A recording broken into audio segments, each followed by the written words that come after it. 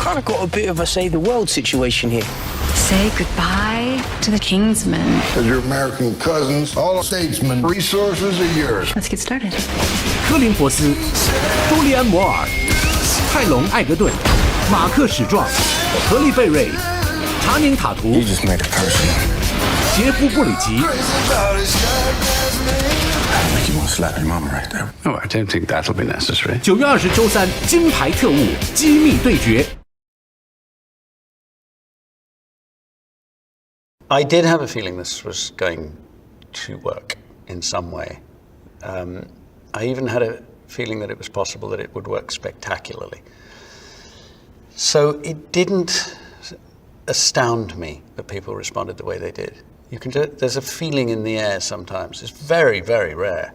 But there is sometimes a feeling in the air when you're making a movie that this just has that extra, there's a kind of electricity. You just know that the imagination, whether it be the director of photography, the designer, they're working on a particular level. And so I would have been astonished if it had not hit the spot. I feel so much a part of this whole thing now, of this whole world, that I couldn't have contemplated not coming back. I mean, having read that, I'm shot in the head and I fall down and you don't normally come back from that. Any sane person would think that's done. But I just felt so involved that I suppose it was a form of denial that I would ever be just out of it. And I still have it now. I mean, this will come to an end sometime. But as far as I'm concerned now, it's a part of what I do. He does have quite a lot of room to maneuver because it's comic book. The tone of the film buys him a lot of sort of, people's, I suppose they'll forgive a lot of implausibility. We have bulletproof suits and polonium laced knives coming out of shoes, and which you wouldn't be able to get away with if the film were more earnest. So I think the kind of larger than life comic book flavor meant that you can get away with quite a bit more, but you can't push that too far. He does make use of a lot of familiar popular culture themes. When he's done with it, it's his, because he's messed with it. He's subverted it a little bit. So you can look through the first movie and say, I see something of Bond, which is the first comparison people make. But maybe, there's a hint of Austin Powers. Maybe there's a hint of, the Harry Palmer movies with Michael Caine. Maybe there's a hint of Sherlock Holmes, Star Wars, bit of the superhero stuff. And then it has its roots in comic book. But he, in a way, he might shamelessly steal from something, but then he puts a twist on it, which means that I know this is familiar to you. I know this image is recognizable to you, but I'm just going to mess with it. And we all get it because we've all seen it. We've all seen those comic books. And so I think he's got a real ability to tap into some commonly familiar thing, and then just have fun with it. Working with Elton John was a highlight of my life, because it's thrilling just to meet him anyway. I mean, I'd met him a couple of times before, and I am a fan. And just, he's a joy to have around. He was a great sport. He's very, very funny. And so up for the spirit of this thing. I mean, it doesn't sound like anything makes him blush. You couldn't help but be aware of the scale of it, more than anything I'd ever done. big sets, Poppyland really was what it looked like. It was quite something to step onto. Anyone who came to visit that set just thought, wow, I mean, this is not, that's not CG. This is the scale that you're looking at is what we actually had. And a huge amount of time spent on it, because a fight like that, from a technical point of view, is a real mountain to climb. And it was not, we were working with more than one unit a lot of the time. I think we certainly had 3. We may even have had 4. Second unit, split units, stunt units, and I wasn't always sure which one I was going to be on that day. And I didn't know whether I'd be on the main unit with Matthew, or whether we'd be doing some extra stunt pieces that we still needed with a second or third unit. And if I was with a second or third unit, whether I was going to be with these stunt guys or this stunt team. But frankly, I felt sufficiently integrated to the whole thing that whoever I was working with, I had a relationship with. I knew them. We'd been practicing stuff and we'd trained for things. And the surprises only usually came if Matthew was there. I've really have been quite exhilarated by, because I've led, on a physical level, probably a fairly quiet life. And this has been, at my advanced years, a shot of adrenaline I didn't see coming. So I've actually been quite exhilarated by the personal risk factor. It draws on our knowledge of action films and spy films and sort of a comedy of manners, and sort of throws it all in a blender in a way, and comes up with something completely new. And I think that's what I like the most about it. There's something that feels retro about the films, because they are celebrating so many films of the past, but completely refreshing and modern at the same time. I mean, I think the part is great. It's so much fun to play and really unusual. And I hadn't seen anything like it before. I don't think it's a familiar type at all. I mean, I really don't. I mean, I don't know. I think that's what was interesting to me, is that it didn't seem familiar. It didn't seem like something that I had seen before. She seemed completely kind of, unto herself. I mean, I'm sure that Matthew and Jane were working from different kinds of iconography, and they obviously had things that influenced them. But for me, what was nice about it was that she seemed like a person who had so completely defined herself through pop culture. That was what was really compelling. I love being with him, and I love him in this movie. And Taron, I first saw in the first Kingsman. I think he's so tremendously talented, and he's just a joy to be around. So it's nice. It's so nice to be working with them both.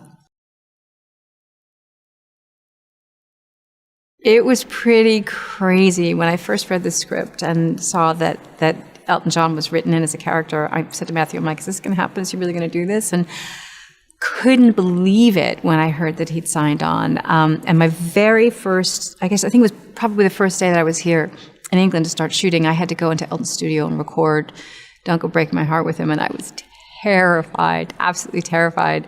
And I thought we were going to record separately, and instead he just walked in and sat down at the piano and started singing. And I was like, I'm supposed to sing too now? The richness of the world he created in the first one, in terms of, overseeing all of the design and the culture of the Kingsman and the history of the Kingsman, the world expands in this one. It becomes more international. What is staggering is, if anything, it feels richer. The world that we discover through the American side of things is every bit as fully realised and as detailed and as nuanced and as stylistically defined as the first one. It all feels kind of grander, more epic, more ambitious. It's what the fantastic things in terms of making it. and trust me, I know because I'm there, is that we haven't rested on our laurels. If anything, it feels harder this time. We're challenging ourselves even more, you know, wherever possible. Myself and the other actors involved in the set pieces, you know, are trying to do as much of it as we can. I'm very proud of a shot in the opening sequence where I jump off the window of a car and land on top of it in pursuit. I can put my hand on my heart and say that is me. All of the rich people who ended up dying because of our foiling of Valentine's plan, Valentine played by Samuel L. Jackson, is left a gap in the market of the illegal drug trade. So steps in a character named Poppy Adams, who monopolises and basically takes advantage of this situation and monopolises the drug trade. That villain is played by Juli Ann Moore. And it's this incredible character, a sort of totally kind of psychopathic, beautiful, confident, dastardly woman who kind of has two robot dogs as henchmen who do her bidding. I think what Matthew's tapped into is very, very exciting in terms of the people it's attracted to the project. It's a very rich, detailed world. The characters are very three-dimensional, but they're also quite major key, and they're a real joy for an actor to play, which is why the likes of Channing Tatum and Jeff Bridges and Halle Berry and Pedro have all signed on, presumably. They're fantastic characters, and what they have done with them in terms of bringing them to life is amazing. What Jeff Bridges has done with his character, Champ, is hilarious and amazing, and so in keeping with the very definite style that we established in the first one. It's really, really, really exciting, and especially for me and my, you know, small part in the great machine of it, to think that actors of that caliber want to come and join our party, as it were, is amazing.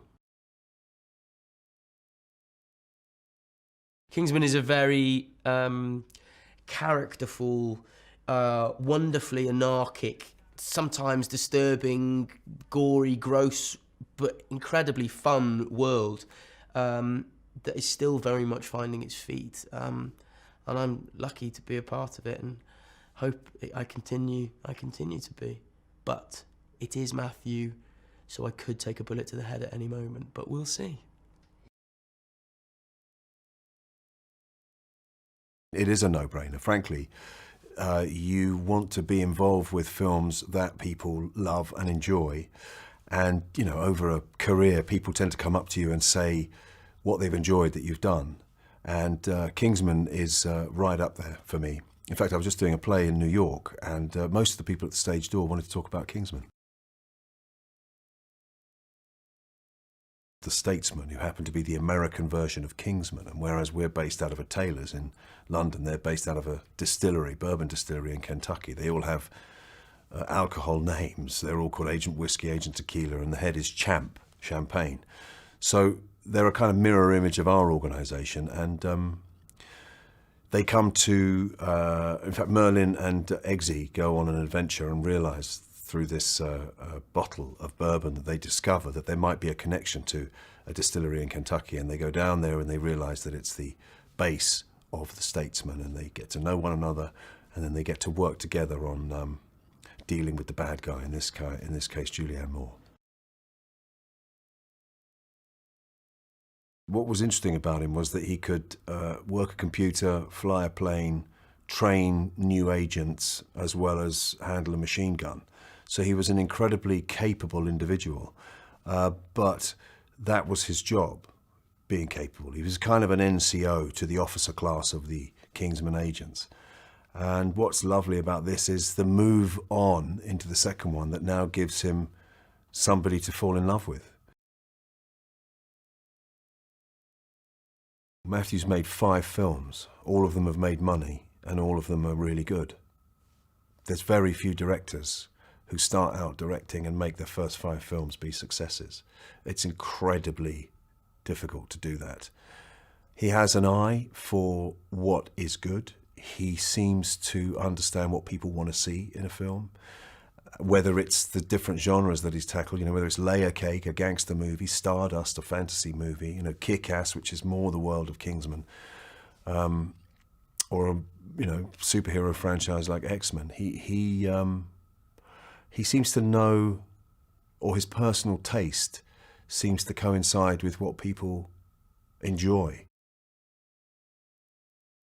You can do anything. I mean, we've discovered as actors, if you come up against a huge steel door, the problem of how you get through it is just hold your watch up to it and then we'll believe that that works. Or if a guy gets killed, wrap him in some gel and he survives. You know, you can use your imagination and take the fantasy anywhere you want. And that's another plus about the film. It's not rooted in any kind of necessary reality, although there are elements of truth and reality that are the bedrock of the film.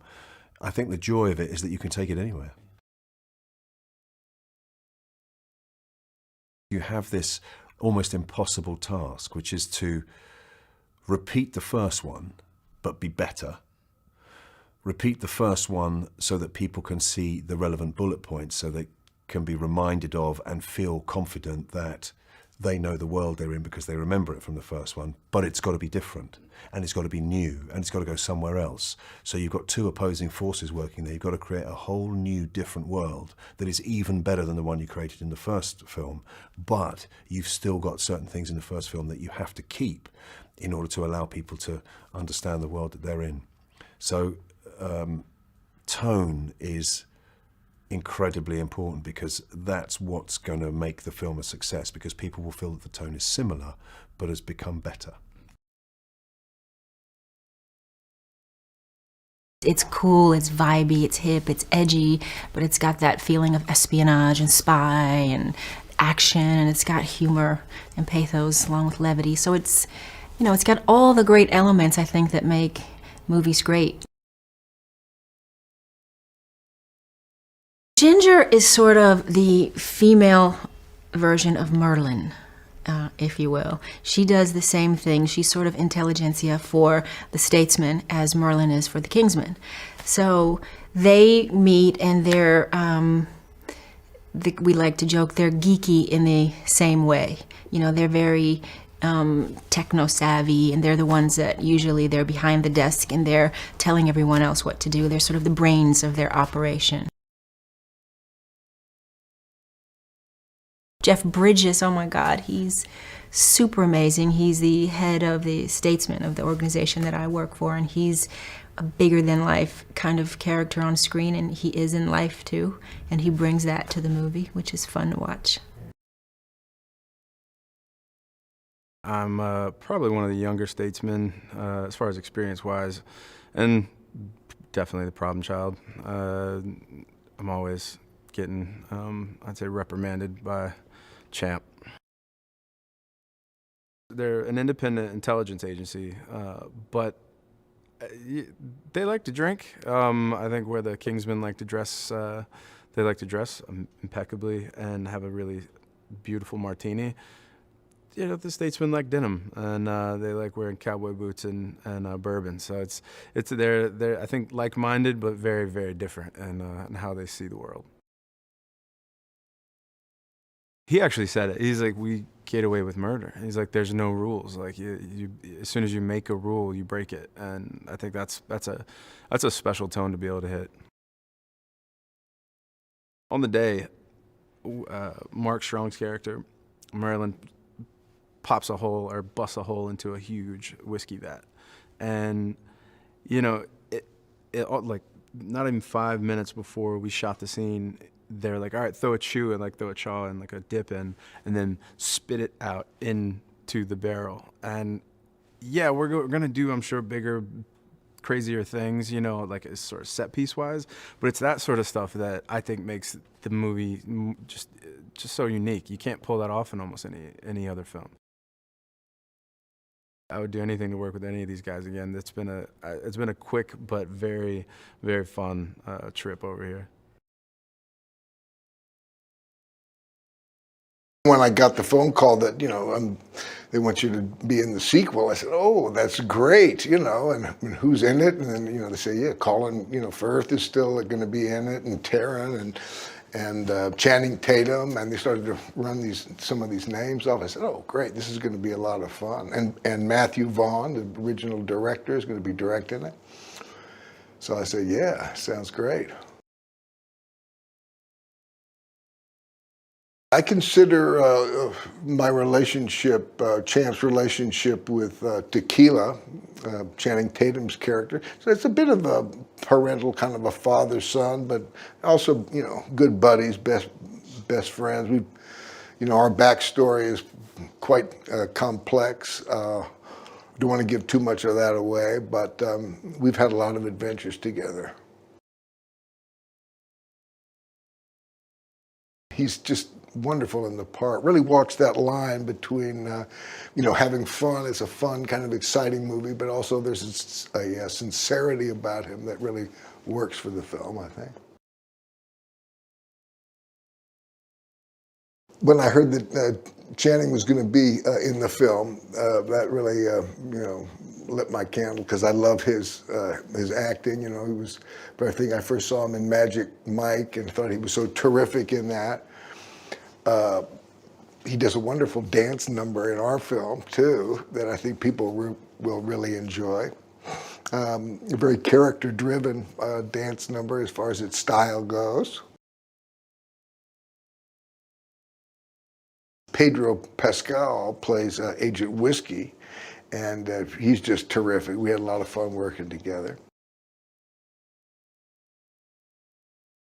He's really my favorite kind of director, one that you know, loves to collaborate with everybody that he's assembled, and has a very strong point of view. You know, he's so steeped in the subject.